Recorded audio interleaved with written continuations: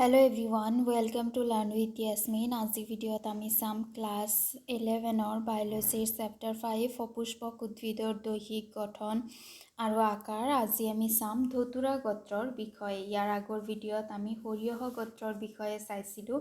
আজিৰ ভিডিঅ'ত চাম ধতুৰা গোত্ৰত যিবোৰ আছে সেই গোত্ৰৰ উদ্ভিদসমূহৰ ফুল কেনেকুৱা ধৰণৰ হয়, পাত কেনেকুৱা হয়, পুষ্পবিন্যাস কেনেকুৱা ধৰণৰ হয়, পুষ্প সংকেত কেনেকুৱা হয় সেই বিষয়ে চাম। ধতুৰা গোত্ৰ হৈছে এটা ডাঙৰ গোত্ৰ আৰু ইয়াক সাধাৰণতে আলু গোত্ৰ বুলিও কোৱা হয়। ধতুৰা গোত্ৰৰ অন্তৰ্ভুক্ত আলুসমূহ ইয়াৰ অন্তৰ্ভুক্ত হয়। ই এটা ডাঙৰ গোত্ৰ হয় আৰু ইয়াক ধতুৰা গোত্ৰক আলু গোত্ৰ বুলিও জনা যায়। এই জাতীয় উদ্ভিদ গ্ৰীষ্মপ্ৰধান নাতিশীতোষ্ণ অঞ্চল আদিত বহুলভাৱে বিস্তৃত। তাৰমানে যিবোৰ গৰম ঠাই আছে সেইসমূহত থাকে আৰু যিবোৰত মিডিয়াম গৰম ঠাই আছে সেইসমূহত সাধাৰণতে গজা দেখিবলৈ পোৱা যায়। তলত কিছুমান চিত্ৰ দিয়া আছে। চিত্ৰসমূহত ধতুৰা গোত্ৰৰ উদ্ভিদসমূহৰ ফুলৰ সৈতে গছৰ আগভাগ দিয়া আছে। তাৰপিছত ফুল দিয়া আছে, ফুলৰ দৈৰ্ঘ্য ছেদ, পুংস্তবক, গৰ্ভপত্ৰ, পুষ্পচিত্ৰ এইসমূহ ইয়াতে দিয়া আছে। প্ৰথমতে এ নম্বৰটো হৈছে ফুলৰ সৈতে গছৰ আগভাগ। এইটো অংশ গছৰ আগভাগ এটা ধতুৰা গোত্ৰৰ গছৰ আগৰ অংশ লোৱা হৈছে, য'ত ফুল আছে, য'ত ফল আছে। এইবোৰ ফুল হয়, এইবোৰ ফল হয়, পাতসমূহ আছে, ইয়াৰ কাণ্ড প্ৰতিটো বস্তু ইয়াতে আছে। তাৰপিছত ফুলৰ দৈৰ্ঘ্য ছেদ লৈ দেখুওৱা হৈছে চি নম্বৰ। এইটো ফুলটো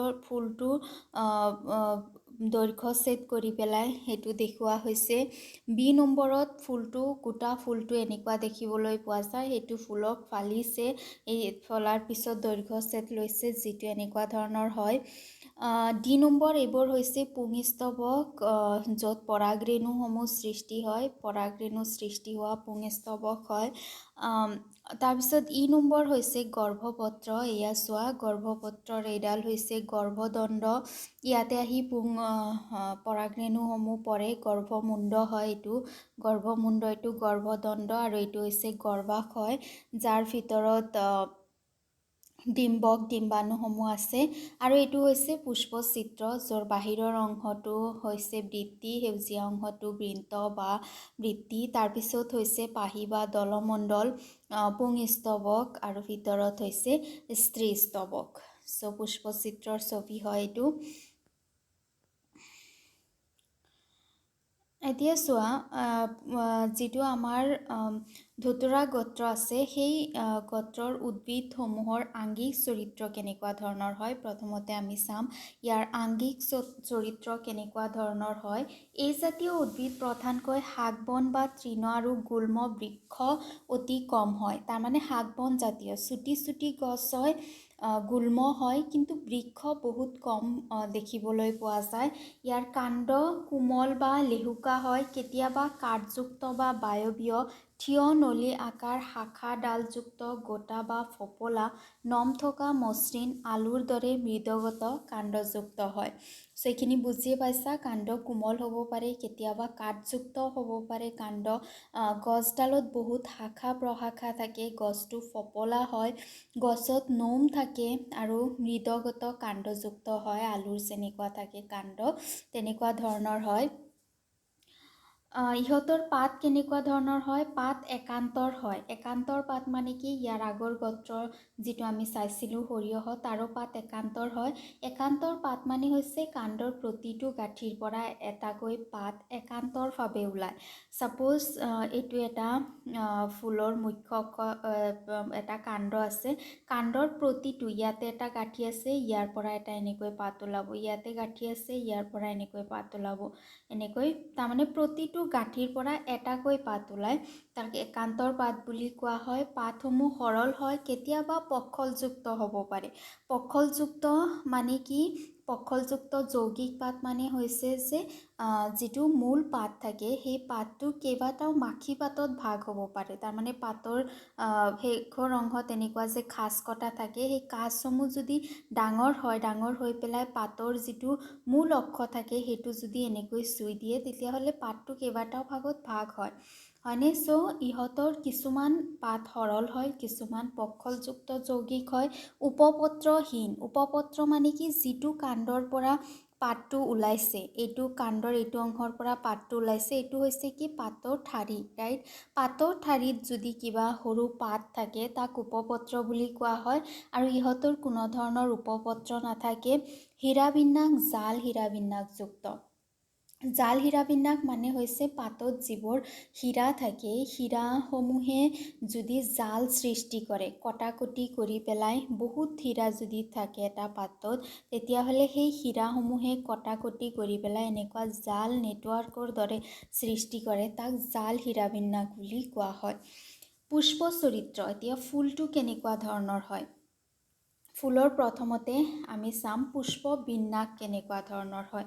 পুষ্পবিন্যাস হৈছে একাকী। একাকী মানে কি ফুলটো অকলে ওলায়, ফুলটো ছিংগেল ফুল হিচাপে ওলায় আৰু বাকী ফুলতকৈ ছেপাৰেট হৈ থাকে। ইহঁতৰ ফুলসমূহ এটা ফুল এনেকৈ এটা ফুল ওলায় যিটো বাকী ফুলতকৈ ছেপাৰেটকৈ থাকে, তাক একাকী বুলি কোৱা হয়, অকলশৰীয়াকৈ থাকে। আৰু ইহঁত অক্ষীয় বা অনিয়তাকাৰ হ'ব পাৰে, যেনে বেঙেনাৰ ফুল।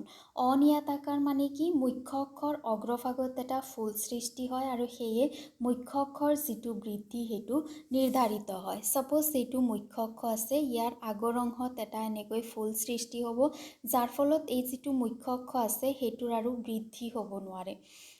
গতিকে এনেকুৱা ধৰণৰ ফুলত কি হয়, যিবোৰ তলৰ অংশ থাকে, তলৰ অংশত নতুন ফুলসমূহ গজি থাকে, তলৰ কাণ্ড বহুত ডাঙৰ হ'ব পাৰে, য'ত নতুন ফুলসমূহ গজিব পাৰে, কিন্তু ওপৰৰ যিটো ফুল থাকে সেইটো ফুল সদায় পুৰণা ফুল হয় আৰু তলৰ ফুলসমূহ কি হয়, নতুন ফুল হয়। তাৰপিছত ফুলটো উভয়লিংগী হয়। উভয়লিংগী মানে কি একোটা ফুলতে পুংস্তবক আৰু স্ত্ৰীস্তবক দুয়োটাই থাকে। আমি চিত্ৰটো দেখিবলৈ পাইছোঁ, একেটা ফুলতে থাকে পুংস্তবক স্ত্ৰীস্তবক আৰু সমমিত হয়।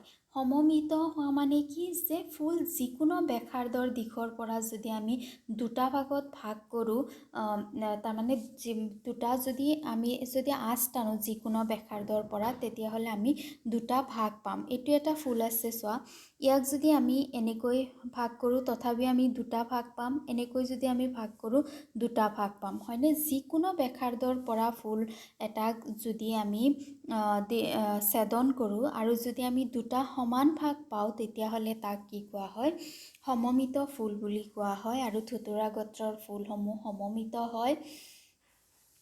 বেটুপাত, ইয়াৰ বেটুপাত কেনেকুৱা ধৰণৰ হয়? বেটুপাত মানে হৈছে কি যিটো আমাৰ ফুল থাকে, ফুলৰ তলত যি সেউজীয়া পাহিৰ দৰে অংশ থাকে সেউজীয়া, সেইটোক বেটুপাত বা বৃত্তি বুলি কোৱা হয়। এনেকুৱা ফুলৰ বৃত্তি 5টা থাকে, যুক্ত বৃত্তীয়, অৰ্থাৎ যিবোৰ বৃত্তি থাকে বৃত্তিসমূহ এনেকৈ যুক্ত হৈ থাকে, এনেকুৱা এটা এটা নাথাকে, যুক্ত হৈ থাকে। দীৰ্ঘস্থায়ী বহু সময়লৈকে থাকে বেটুসমূহ। পুষ্পপত্ৰ বিন্যাস প্ৰান্তস্পৰ্শী।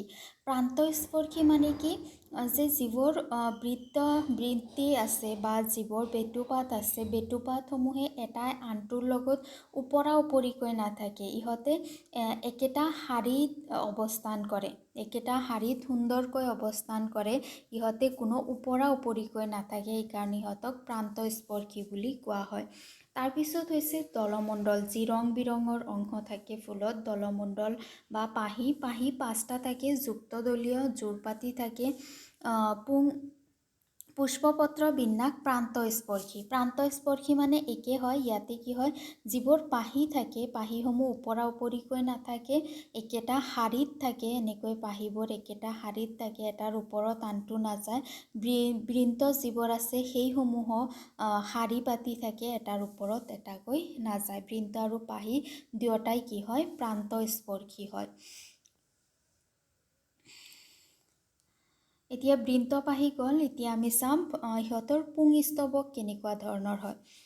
পুংস্তবক পুংকেশৰ 5ডাল দললগ্ন হয়, একেলগে দল পাতি থাকে, 5ডাল পুংকেশৰ থাকে পুংস্তবকত, আৰু 5ডাল পুংস্তবক একেলগে দল পাতি থাকে, 5টা থাকে, 5টা দল পাতি থাকে। স্ত্ৰীস্তবক দ্বিগৰ্ভকেশৰ যুক্ত গৰ্ভপত্ৰ গৰ্ভাশয় ঊৰ্ধ্ব দ্বিকোষ্টীয় ওপৰা ওফন্দা বা ফুলি উঠা বহু ডিম্বকযুক্ত। ডিম্বক বহুত থাকে, যিটো গৰ্ভাশয় থাকে সেইটো ফুলি উঠা গৰ্ভাশয় হয়, কলহৰ দৰে ফুলি উঠা হয়। গৰ্ভকেশৰ দুটা থাকে, দ্বিগৰ্ভকেশৰী, তাৰমানে দুটা গৰ্ভকেশৰ থকা। গৰ্ভকেশৰসমূহ যুক্ত অৱস্থাত থাকে। গৰ্ভাশয়টো ওপৰৰ পিনে থাকে, ঊৰ্ধ্ব গৰ্ভাশয় মানে ওপৰৰ পিনে থাকে। ফল সৰহ হয় বা সংপুট হ'ব পাৰে। বীজ অসংখ্য ভ্ৰূণপোষযুক্ত। ভ্ৰূণপোষযুক্ত মানে কি, এইটো বীজৰ চাৰিওফালে এটা খাদ্যৰ আৱৰণি থাকে, যাক ভ্ৰূণপোষ বুলি কোৱা হয়। আৰু ইহঁতৰ যিটো ভ্ৰূণপোষ থাকে, যেনেকুৱা আলু, বিলাহী, এইবোৰৰ যিটো ভ্ৰূণপোষ থাকে, ভ্ৰূণপোষটোত খাদ্য থাকে, সঞ্চিত খাদ্য থাকে। অসংখ্য ভ্ৰূণপোষযুক্ত হয়। পুষ্প সংকেত চোৱা, পুষ্প সংকেত কেনেকুৱা দিয়া আছে। পুষ্প সংকেতৰ যিবোৰ চিহ্ন আছে সেইবোৰ মনত আছে নেকি চোৱা। সমমিত হয়, সমমিত চিহ্ন কেনেকৈ বুজোৱা হয়। সমমিত মানে কি, ফুলটোক আমি যিকোনো অংশৰ পৰা, যিকোনো ফালৰ পৰা ছেদন কৰিলে দুটা সমান অংশত পাব পাৰোঁ, সেইকাৰণে ইহঁতক এনেদৰে লিখা হৈছে। যদি ফুলসমূহ প্ৰতিসম হ'লহেঁতেন তেনেহ'লে এনেকৈ লিখা গ'লহেঁতেন। যিহেতু সমমিত হয়, এনেকৈ লিখা হৈছে। তাৰপিছত ইহঁতৰ বৃন্ত 5টা থাকে, ইহঁতৰ পাহি 5টা থাকে। এণ্ড্ৰচিয়াম তাৰমানে পুংস্তবক, পুংকেশৰ 5টা থাকে। গাইনচিয়াম স্ত্ৰীস্তবক 2টা থাকে। ইয়াৰ অৰ্থনৈতিক গুৰুত্ব কি, এই গোত্ৰৰ বহুত উদ্ভিদ খাদ্যৰ উৎস হয়, যেনেকুৱা আলু, বেঙেনা, বিলাহী, এইবোৰ খাদ্যৰ উৎস হয়। মছলা জাতীয় জলকীয়া, ঔষধীয়, বেলডনা, অশ্বগন্ধা, ধূমকাই, ধপাত, আলংকাৰিক, পেটুনিয়া, এইবোৰ হৈছে ইয়াৰ অন্তৰ্ভুক্ত। আৰু এইবোৰ বহুলভাৱে খাদ্য হিচাপে, ঔষধ হিচাপে এইবোৰক ব্যৱহাৰ কৰা হয়। অশ্বগন্ধা এইবোৰ ঔষধি গছ হয়। মছলা জাতীয় আছে, জলকীয়া ইয়াৰ অন্তৰ্ভুক্ত হয়, যিটো মছলাৰ ভিতৰত পৰে। ইয়াৰ অৰ্থনৈতিক গুৰুত্ব যথেষ্ট। আজি ভিডিঅ'ত ইমানখিনিয়ে। ভিডিঅ' ভাল লাগিলে লাইক কৰিবা আৰু চেনেল ছাবস্ক্ৰাইব কৰিবা। Thank U.